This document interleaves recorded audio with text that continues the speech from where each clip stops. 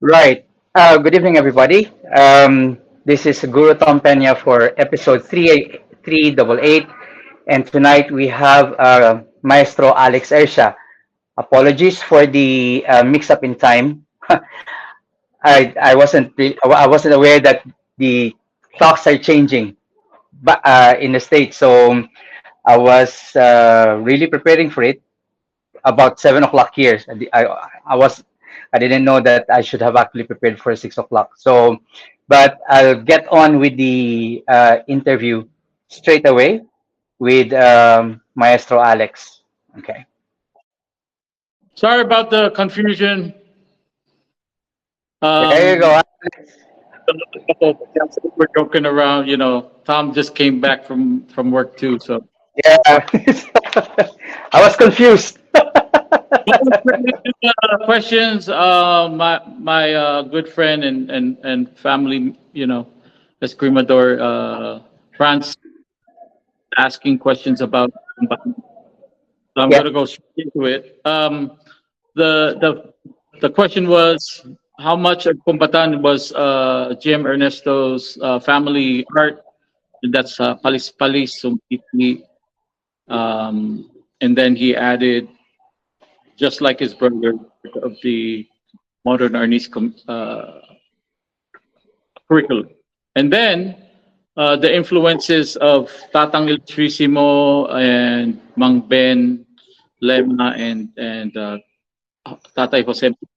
The lettera pilon, you can see it in parts of Spade Daga, and uh, other classical art. So basically, um, it was kind of like a tribute.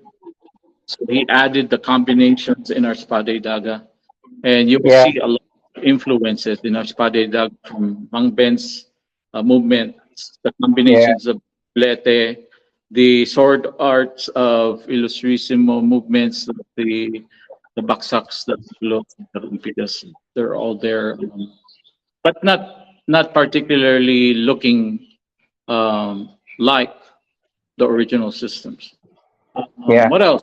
Did, Um, did GM Ernesto have a regional sword preference? Regional sword was the Talibong from Japanese. Negros. Negros. In Okay. fact, his brother still owns the two balisongs that their grandfather owned. So it's with All right. GM Berting Resas. Okay. And what was Manila FMA sparring scene like in the 80s? How did GM Ernesto train his fighters back then? Back then, it wasn't a lot of mix of others. So we were confined in just our own circle, Mm-hmm. and there was an argument between should we do continuous or points, and Jim Ernesto believed on point because it's cleaner. It's you get hit, you get cut, so it's one of those direct hits. He was trying to find ways to develop their own padded sticks and protective hand gear, but he didn't believe in a lot of gear. So Okay. introduction is start with hand sparring, then from hand sparring maybe half body, and then if you had the gear on, then we were using kendo helmets at that time. Yeah. We wanted to, and then Mm. we had to give credit to our WECAF groups in Cebu because we were using their headgear, but not the Yeah. apron. So Yeah. Do you GM remember the Narafil back then? How heavy the body armor was and the headgear was? the stick was basically a stick with Yeah. fat, Exactly. and it was like what, half an inch. So when Half you an inch. got Yeah. it, you felt it. There was Exactly. well, they weren't using tapered or thin, Yeah. sticks that break. And the Mm. grandmasters didn't like these puny sticks, so they would always tease everybody, competitors. They didn't like the dancing anyo back in the day. I was you know, I was hearing That's all true. these marks, but That's that's just, true. yeah, it's true, you know. Yeah, I mean, back then, yeah, the dancing anyos were already like kind of like becoming popular in the competition circuit. But of course, I mean, most of the masters go like, what's that Yeah. for? You know, Anyos was like Japanese karate influence. So Mm, you mm, see, but it's cleaner and that they can accept because they can see the block and the strike. But yeah, we even had in our first Congress that GM Ernesto Presas has done. There was a wushu practitioner who's doing, you know, his form with a stick. And you know, we said, "I'm sorry, you know, you're in the wrong competition because this is not the way we do stuff, and it has to be traditional Filipino." yeah, So back then, they were really, really firm about, "Oh, we can't do these fancy flips and rolls because nobody rolls in you know, or flips in Filipino martial arts." But yeah, hey, 90s, you know, so that was the experience we had. We were assisting as judges in the World Congress in 1990, so uh, have been experiencing all that. The only time we get to spar outside our group is when the delegates from Germany, France, America, Australia would come because they would have different flavors, and some of them, you know, love to spar. And hey, we were all apprentice instructors at that time, so we were, hey, we wanted sparring too. That's how we learned to adjust to different type of sparring matches. yeah. Yeah, and even like in the Philippines, in Manila back then, you got like the two formats, the Narafil and the Wicaf, that are becoming popular. Both are And becoming. the Vilayo camp also tried to get in their methods. Yeah, And basically, the difference was the judging, the point system. Um, it was done in a certain organization. Like I said, if you were not a Phil, you were not a Phil only, and you can compete mm. only that. So Yeah, you it's know, very exclusive back then. very exclusive back in the day, Yeah, 80s, 90s, you know. yeah.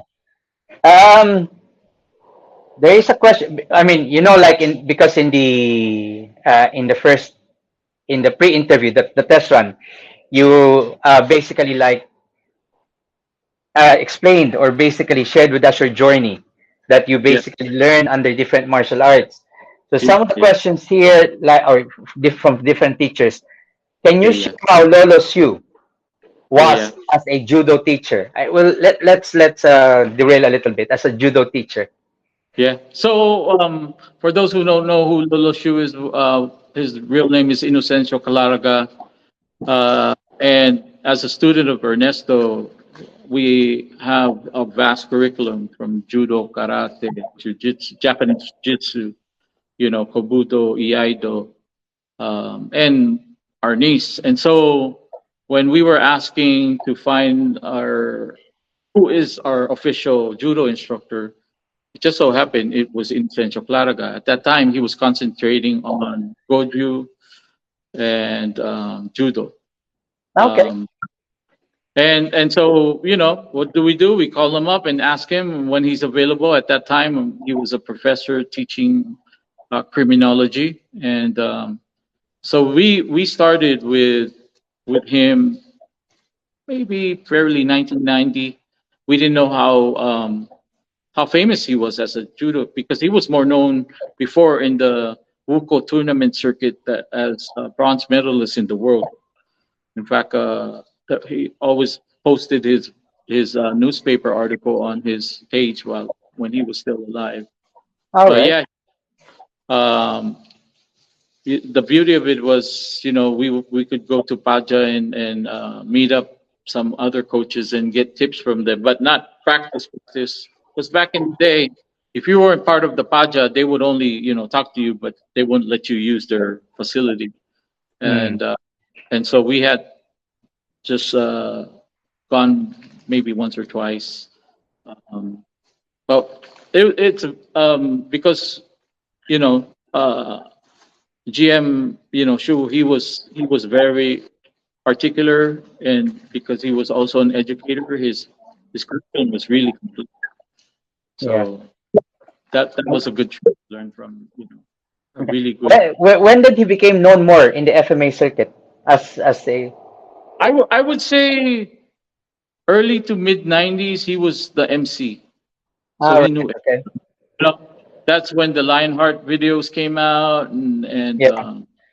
because he was already in the circuit, but because of his profession as a professor back then, he didn't have the time, but he knew everybody. When there was a Mhm. gathering, even in the old videos, you can hear him, speaking for everybody. So he was the go-to MC because of his knowledge of the history and different types of FMA systems back in the day. So Mm. I was lucky because nowadays all the grandmasters now, like GM Bambit Dulay and the late GM Cristino Vasquez, and our GM Rene Tongson. These are my kuyas. Back in the day, we were all just hanging out in the same gym. You know, Yeah. we would eat lunch, or just hang out, and uh, we even made a movie with GM Presas back in the day, and I was a bad guy as a like with GM Rene Tongson. But to tell you the truth, like I said, I had all these talented now grandmasters, right? And that was my thing. We GM Ernesto had a good rapport with all the grandmasters, so we got to meet Mhm. the GM Picate and all those grandmasters. Unfortunately, I didn't get to train with them, but we would always see them at events, and he was a magnet when it came to people.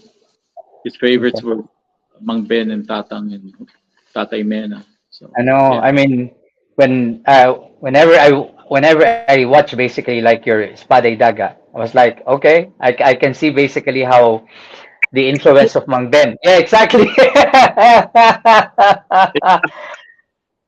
firstly. The- So yeah, and then we had he would be there. I was lucky, man, when he was supervising that whole 12 set or 15 sets that we had. Mhm. I was watching him say, "No, not like that. We need more oomph."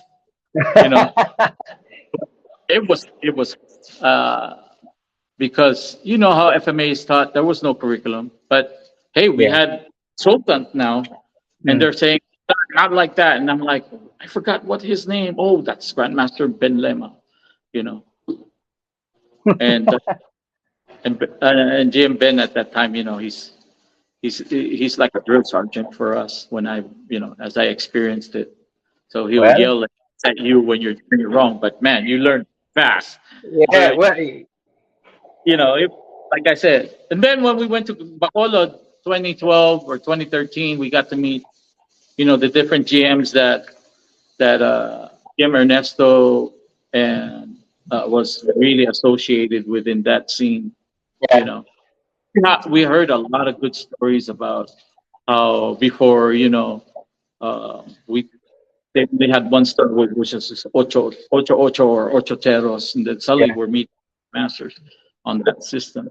Hmm. So it's one of those experiences that hey, you were in the right place in the right time.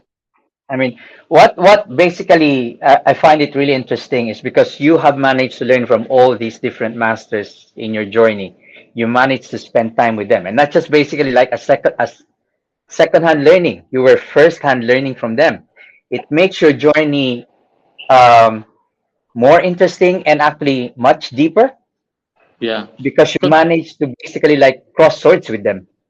Yeah, and the thing is, I used to have friends like, man, I wish I got to train with so and so, and I'm like, no, I took the time to Mm. go and make sure that I can learn from these people and pick their brain because, hey, GM Ernesto opened the door for me, and remember Mm. we talked about that last time. You need a person to Yeah. literally So much for you. introduce Yeah, knowledge, and and then get accepted. yeah. And so that more than anything else, it was the occasions when they needed a partner and they didn't have a partner, and they're like, "Oh, Alex, you go partner with GM." Mm, So I'm the one who's feeding, and they're doing their thing.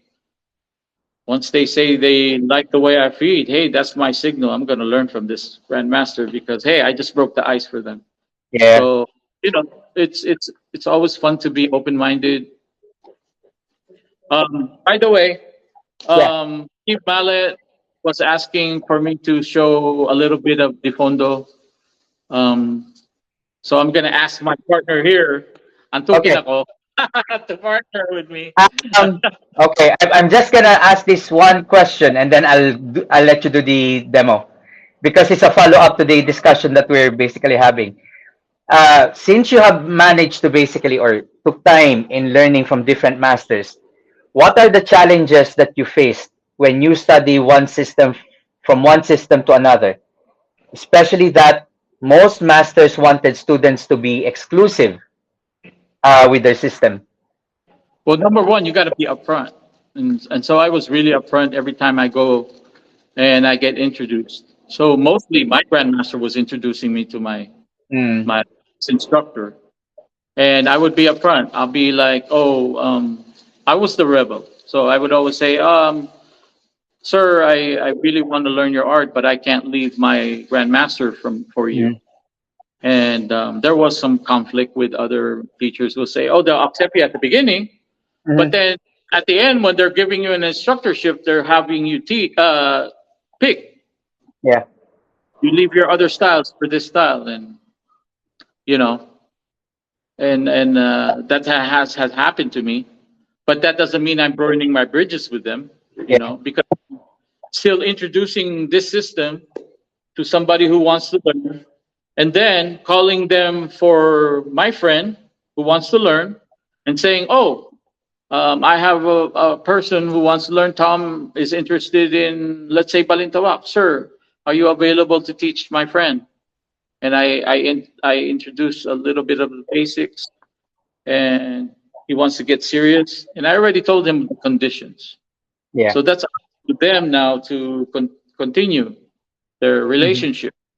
For me, the challenge was really just to empty my cup and yeah. not That's do the movement of, let's say, kombatan in a sword art yeah, of Calistrisimo, hmm, because it's different and it'll mess up my learning.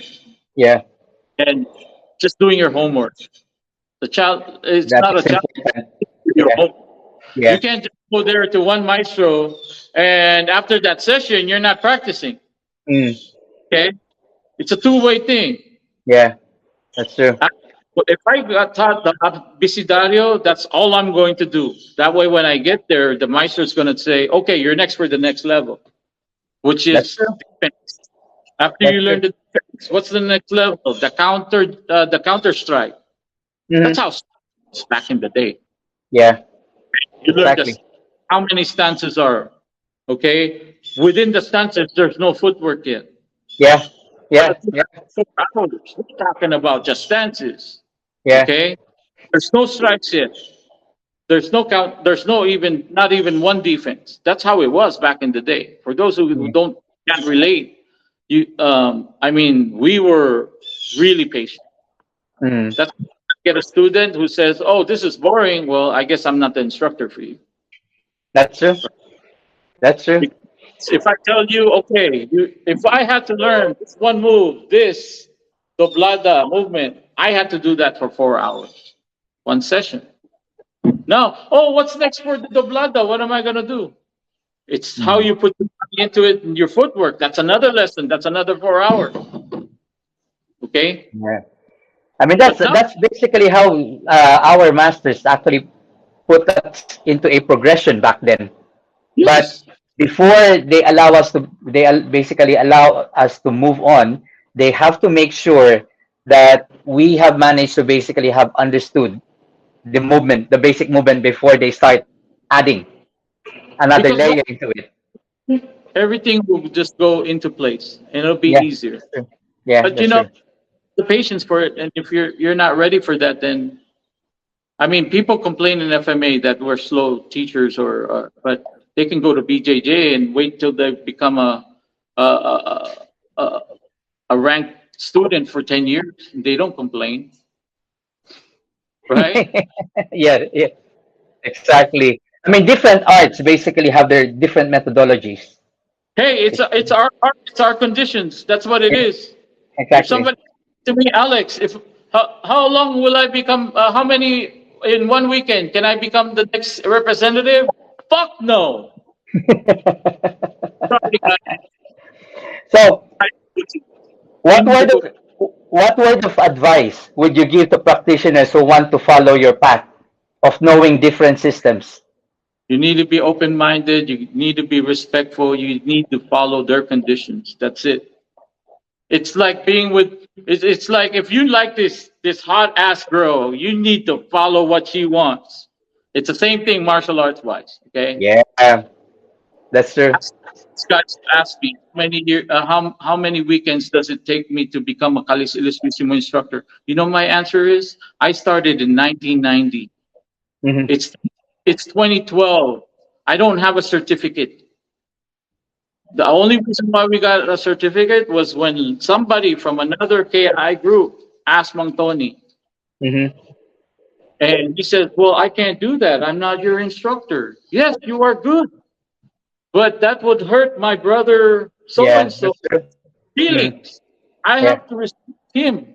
yeah, that's true. And that's how our masters work back then. You know, we don't believe in rank. We believe in skills. So if I disappeared for because of work, and I Hmm. don't, and I go back, yes, I might be senior to you, but if my junior moves better than me, then it's like I start from zero again. Yeah. I Mm. so I can't force my rank. That's Exactly. about zero. Okay. Yeah. And so I'll tell you this: Mang Tony didn't remember me in 2011 when I went back. He said your stories are all correct, but you're going to start from the beginning. Yes, sir. No problem. And he said, and when I was there, I was waiting for 3 weeks until he says, "Hey, I've been seeing you here consistently for 3 weeks.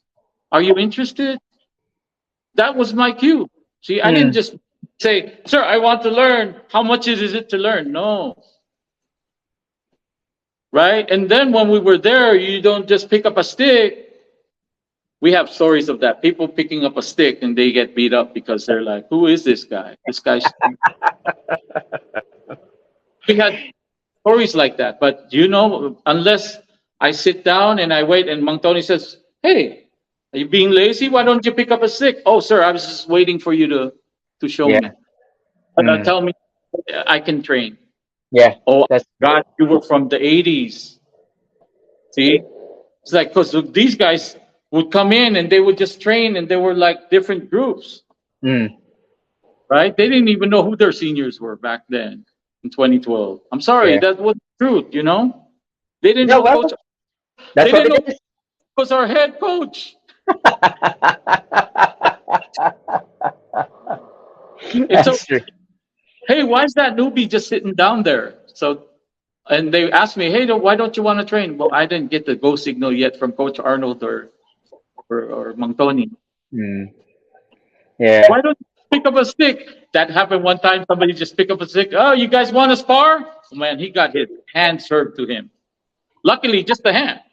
Yeah. Right? Yeah. So these are certain things that we experience. Uh, I'm not saying we're rude or anything. It's just that when you go to the old master, you slowly introduce yourself, Yeah. and you know, don't just say, "Oh, master, I want to learn this." And how much does it take? Can I be a master in a week? Oh man, you know, Nah, there. that's the Yeah, rule. I don't know of any of the masters in Philippines that I came from at the age of 70 and up. Man, you got to be careful who you're talking to. Yeah, Yeah. that's true. So Mm. that's my take on that. Unfortunately, Okay, that was my good. experience. Okay. So, okay, while you set up with Paul, or with talking ako, I'm just gonna read some of the comments here in the comment Okay. section and say hi to some of the guys. Okay. So, hi Jess, hi Steve Mallet, Hey, guys. hi Paul. There's still hi Miguel Ruby, Jess. Both of you are sporting a Master Ken mustache, Mr. Suave. Well, of course, Steve Mallet. Yeah. Okay. Uh, Okay, Terry Hogan from Stockton. Okay. Romy Diaz look. Yeah, of course. The idols. Chris Chu said, hey, great time training this weekend, Alex. June, yo, what's up, peeps? Okay, was fishing pa rin. And yes, well, okay. And Token said progression happens after you learn the basic, the fundamentals. Exactly. So I'm in Yeah. with Elric Paul. is here. Oh, Oh, and special appearance of Paul. well, so It's my it's his playtime. turn. It's my turn. It's his turn. Okay, Steve Mallet, knowledge is not skill. That's true. Okay, so yeah, are you ready to do some demos? Yeah. You So might need to move.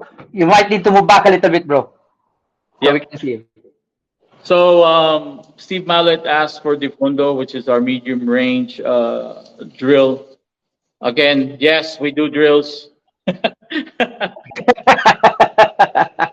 Who doesn't? Fondo is done so you can learn the defense for a horizontal strike to the shoulder, a hit to the temple or the collarbone, the top of the head, the hip, and the other hip, and then we do five on the other side: shoulder, collarbone, head, hip, hip. Now, what makes this is important is it can be part of the stick system of Illustrissimo because we really wail at each other. Boom! Power shots, right? The fondo, I was told, is you stay in position, right? You stay in this medium range and somebody's really giving you power shots. And it also teaches you the placement of the hand. So when he hits me here, this is my Australia at the beginning. He gives me a shot here that's like vertical, right? And then he gives me a headshot. I do a cruzada, and I do a low cruzada here, and a direct hit as a planchada there. He'll give me a shot here. This is my Australia. There's my vertical cruzada. Again, right at the bottom. Now, what makes this important is the placement of the hand.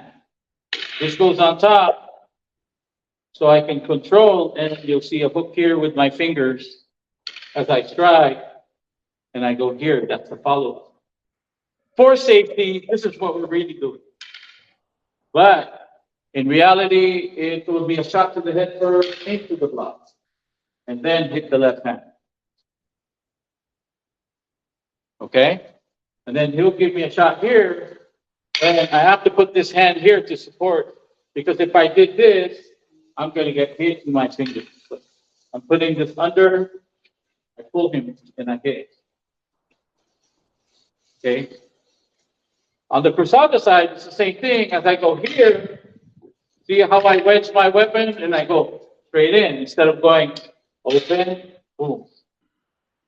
So later on, because it's a blade, I'm barely touching, and I'm using my left hand and go straight in like that.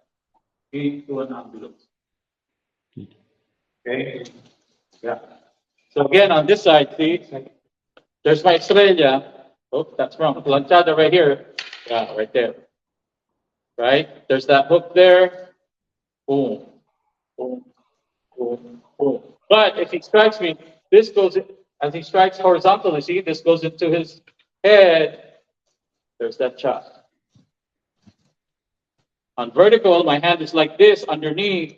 That way, that power shot goes there, and this will spill out that way, right? And I'll go here. But if you see Coach Arnold, he'll go here and plant so fast, so he'll pull you down. See, that's the exposure. Boom. Right? Here, on the other hand, on the Cruzada, you'll see me go here, right? And there's no contact. Boom. Why? This goes there and into that. There's that distance. Right? Here on the planchada on the bottom, cruzada on the bottom, my weapon hand stays here because if you see people do this, I'm going to get hit or I'm going to get hit in the groin. So that just then I insert my hand to push that out. Right? So boom. See, now he's exposed. Right? Now, if I use my footwork and I'm here, I'm far. If he swings back at me, he's far. Then I hit. Oh, on the other side, I'm here, right? At the beginning, if it's a stick, it'll be in contact like this. Later on, it'll be brushed off, right? If it's a stick. If it's a sword, I cut here, right? And catch the hand right there. And I can do it. And again, a lot of people will ask this, is it only Illustrissimo who lifts and hits? No. Everybody does. Because I've been told that's very unique for your Illustrissimo. But I've seen everybody else do it.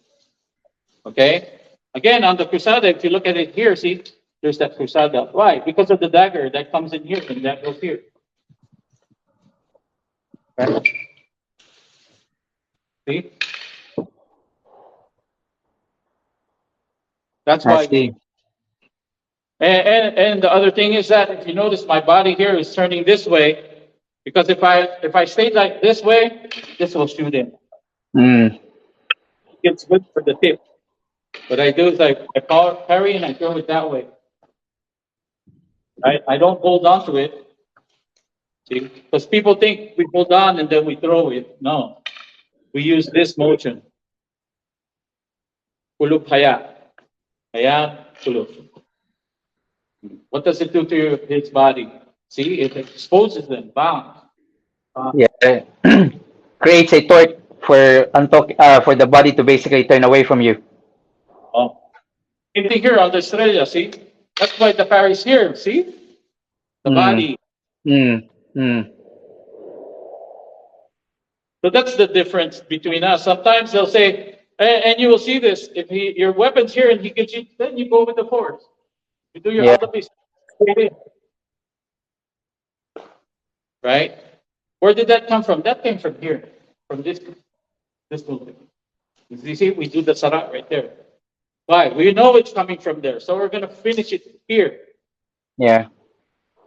Right? So what the defondo shows you is that, okay, when he strikes you here and it goes all the way through, that weapon can only go medium, high, and low. Yeah. That's why you see Tatang go behind the person's back like that. Same as with Mang Ben. they want to go to the back. No, Ercia cerrada, right? It's all common. We all have that. Yeah, that's true. No, we did that. Yeah. When I was learning from my instructor. See? Thank you, sir. Thank you. But the other thing that other people were saying is that in the defondo, there's a roll. Right? Basically, it just tells you what the placement is. If I'm here, it's a dishonor. Right? Yeah. If I went here, I went into my vertical. Right? If I went here, I did my vertical on the other side.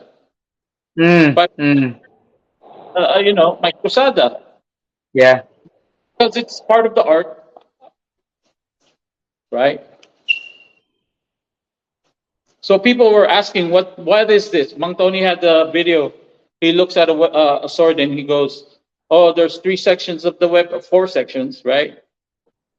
Primera, segunda, tercera, or he goes, sa ngalan ng Ama, ng Anak, ng Espiritu Santo. So he has all of those things that he connects to the weapon, right? So that's the thing about the defondo. Really, this is not a secret, right?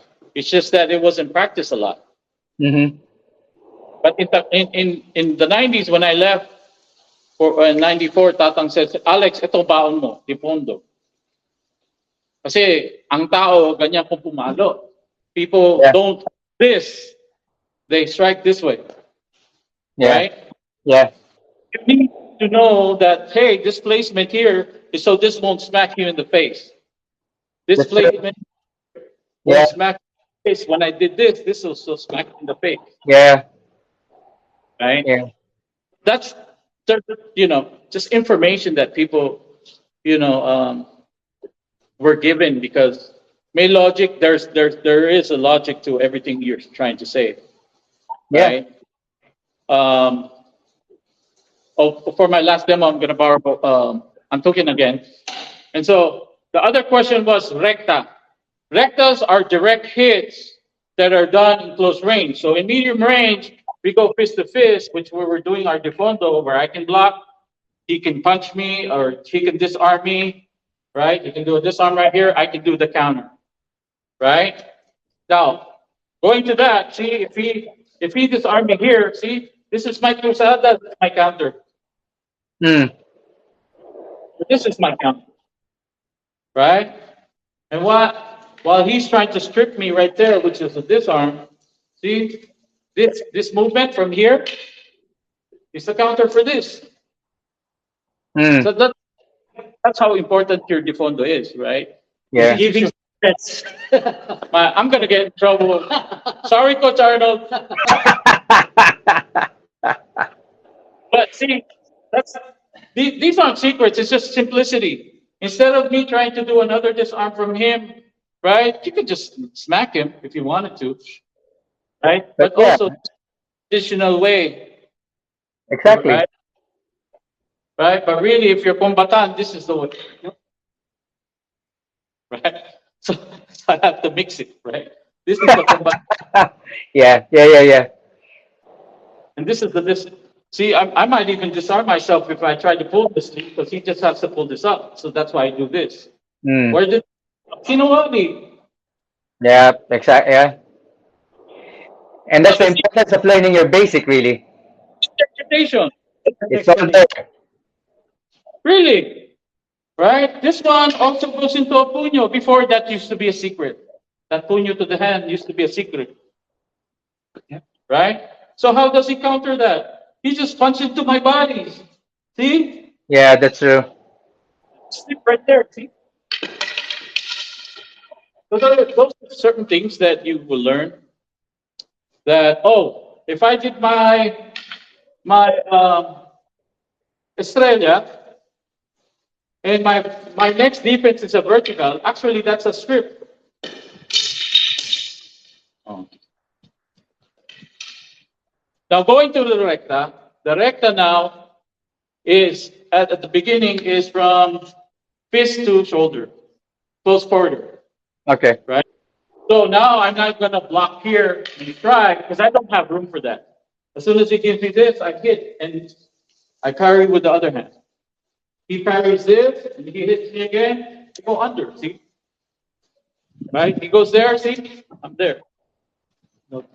Right? So he's going to counter by doing this, see? That's his counter. He's going to hook it. And then he's going to do this. So what do I Hmm. do? I slash through. So Yeah. those, it can be very natural to you. What is it? It's kind of like doing this, this, this, this, right? So those are vectors. So you understand the only difference that makes us um, maybe unique is that we Hmm. don't teach how to block in close quarters. We use our left hand and we hit and we hit, right? So like I said, see if I'm in close range now, I'm here now. Instead of me doing this inside block, I'm going into his face like that and Yeah. catching. See, he's doing the same thing, right? My hand's here, I just push it here and I go there, right? So these are rectas. He can punyo me here, that's a recta. So you're hitting the nearest target all the time, right? We have a drill for that, thanks to the genius of our instructors. Because you right? You need a guide. The drill is basically for those who are not, how am I going to say it? Because before we didn't have YouTube, or Yeah. we didn't have smartphone. They teach Yeah. you the drill, the template. Mang Tony used to say, you learn the drill, you forget about the drill, you break it out. You don't need a drill anymore because you got the muscle memory in it. Yeah. Yep. Exactly. Yeah. Uh, How, how many Alex. Muay Thai people, how many boxers, how many MMA fighters uses drills? If that doesn't work, I don't. I'm sorry. Everybody uses drills. When you learn basketball, you have to use drills to be able to learn the technique, the And skills remember, properly. a movement, that's a drill. Even if it's just one movement, even if it's just this, that's a drill because I keep doing it. You still drill it. So sometimes I don't really understand why people like would say you don't need to drill it.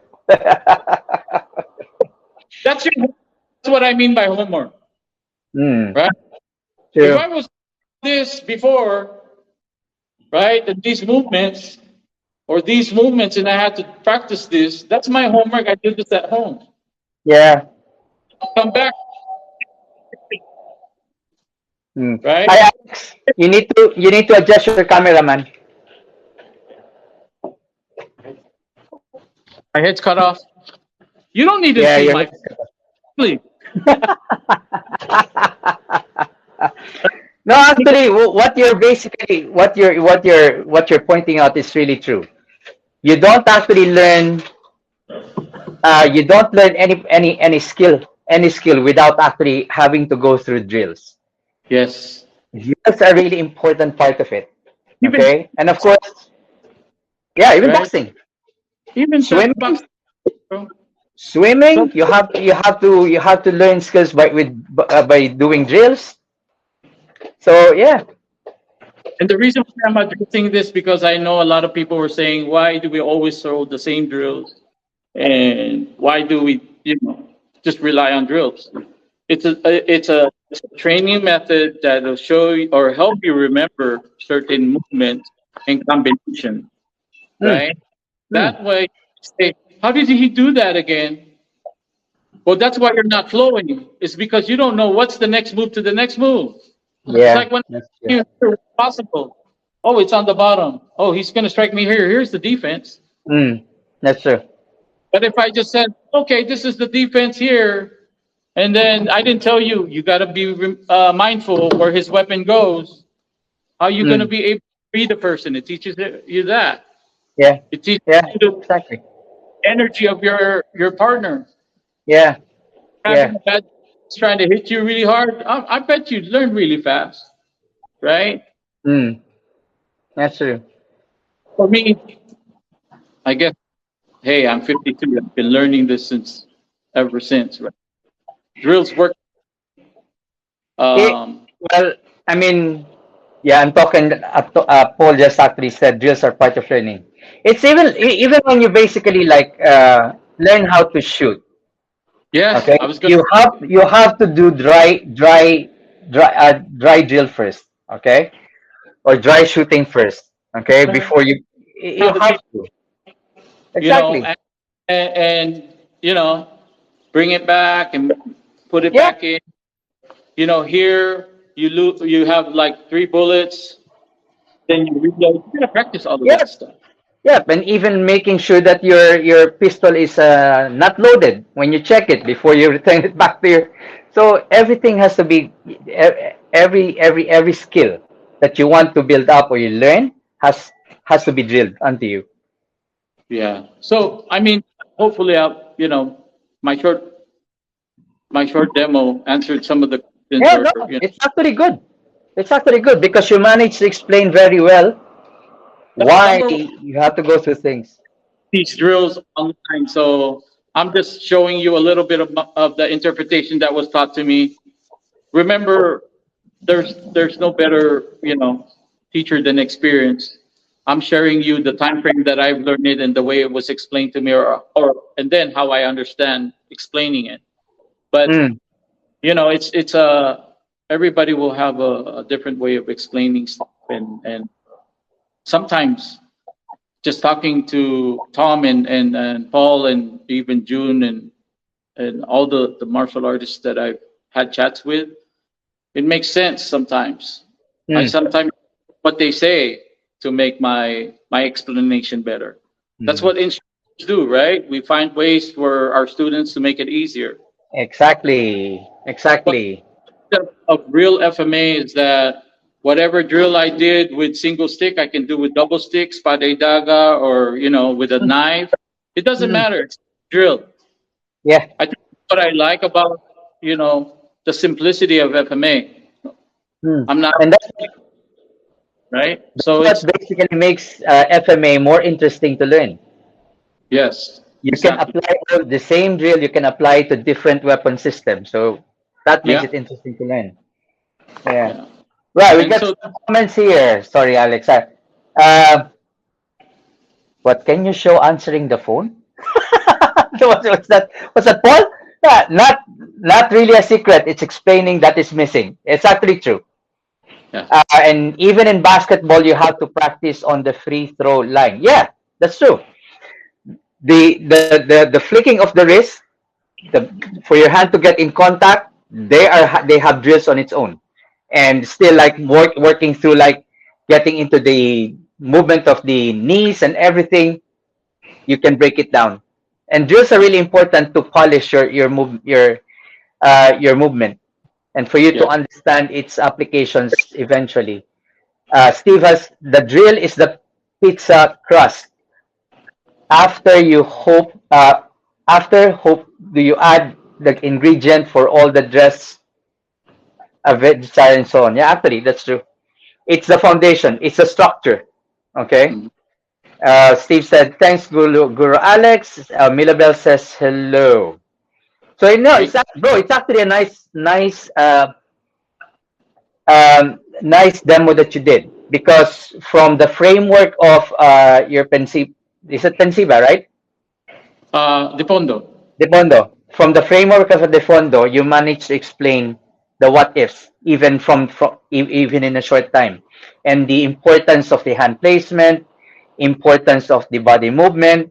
So you basically actually managed to break down the mechanics that the key ingredients that are basically in the Defondo. So it was great. Thank you. It was great. Actually, I'm sorry. We have to cut this because I'm supposed to meet some other people, and because of daylight savings times, it kind of messed up No, our. yeah, sorry, it messed up. Maybe we can have a part two. I'm not sure about that because I don't really have that many partners, and I have to go to Okay. others to do that. But yeah, Okay, okay, there's one question with Guru Chad. If you don't mind answering yeah. this, can you address praction? How can you practice it in a drill? So Prakrun is half beat or moving at a fraction of a second, right? Mm-hmm. But there is for us there's a drill we call Prakshon that is somebody feeds me and I do my combos. That's part of Mm-hmm. Prakshon. Why? It's the rhythm. It's the rhythm, right? So if I was taught to do angulo this way, that's your basic. And then you change the rhythm, and if this becomes a defense in another strike, right? Or I Mm-hmm. mean, sometimes it's just me moving to the side and hitting this way and not being there, right? Yeah.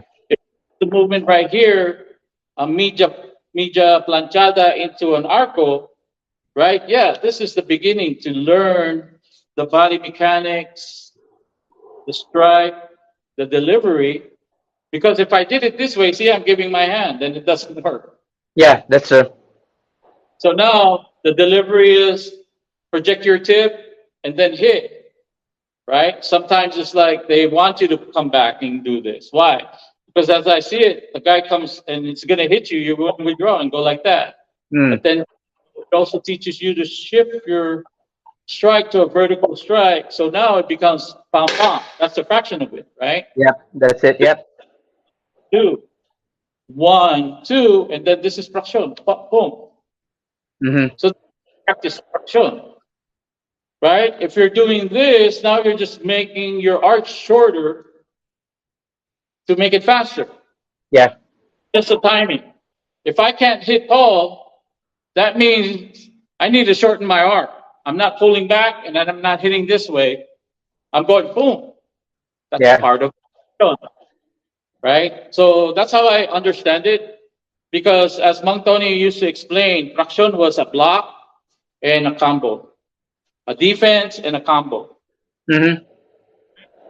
But really, what that teaches you is that he'll say, speed that up, speed that up, speed that up. And so that's when you shorten your arc and your defense. And then you understand basically the timing that goes behind each strike. Okay, guys, I'm sorry Right, okay, so thank you, Alex, for for the interview. I'm so sorry. I have to, that this is a shorter one. Mas yes. mahaba pa yung test run natin eh. It's run, di ba? Well, lucky that we actually discussed your journey in the test run because Yeah. otherwise we won't have enough time basically to go to this. But thank you very much for your time. I know you're pressed with time and you still have to meet other people there in Florida. Yes. So in behalf of FMA discussion, thank you very much for coming in, and especially my deep appreciation for actually letting me Yeah. interview you. Oh, may Julius, sorry But thank you all for assisting me. Antukin ako, Yeah, you thanks know. Paul for the special appearance. Oh, by the way, I'm trying to do the Zoom for 8 weeks, and if you are interested, you can either PM me. We're putting out that poster about it.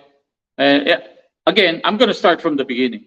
Okay. So it's not going to be a crash course, unfortunately. Yeah, And, plug away. and like I said, hey, I'm in Florida. I'm from Vallejo, California. I'm lucky enough to be invited to our annual KM. Um, KM is Kapatiran Mandirigma. It's our group in Kumbatan, who we all have preserved the legacy of Jim Ernesto Presta Sr. And Mhm. so that's why we're here for the weekend. Florida's kind of like a second home to me. Thanks for Dan Lohman and Caleb Hookman and their Okay. families for always bringing me in. So Okay. yeah, I'd like So to thank you. if people would like to learn from you, Hey, I'm on Facebook. Me, Alex Ercia. If you're looking for somebody near you, I can always refer you to somebody who might be near you. I'm really not trying to hog the whole thing. And hey, if you're in Atlanta, we got Basti Carlos. If you're in Charlotte, we have Vico Aquino Pirin. We have so many people who are teaching, and we just want to share. Pretty much is what it's all mm, about, right? yeah, If you're in San Diego, we got Jeff Cruz came, our brother Brandon Ricketts. You know, so hey, there's people around. There yeah. are so And many I who mean, want. from my end, if you can actually spend some time learning with Alex, yeah, Yeah. learn with him. Yeah, Thank you, learn sir. from him. Did it. All right, okay. I'm not going to keep you anymore, bro. And I hope to see you when I'm back there. Yeah. Thank you. Okay. Yeah, enjoy. Answer the phone. Answer the phone. Who's calling? Was it Mia Bell? Loko to eh. All Right. right, bro. Thank you. Thanks, Paul. Okay, so there you go, guys. Episode 388 with Maestro Alex Ercia. I can well, although he's basically like uh, did a demonstration on Kiro, but he also practiced Kombatan as well, and a few other, even Balintawak. Okay, and I'm apologizing again because of the confusion with the uh, time zone and the moving of the clock. We didn't manage to start in time. I still have a long list of questions, so Alex managed to get away with it. Before I end this, again, I would like to thank those who participated and supported our uh, what's this charity event for Grandmaster Moni Veles. So we managed to raise more than $1,000 from the Zoom sessions that we had, and I would also like to thank the instructors who devoted some of their time to help GM Niveles. Thank you guys for watching. I'll do my thing in the comment box, but thank you for watching. Thank you for commenting, and thank you for supporting FMA discussion. Until next time. Just a reminder, Dean has an interview again. This has an interview tonight, okay, with Mark Madieros. Okay? Enjoy the rest of your evening, guys. Bye.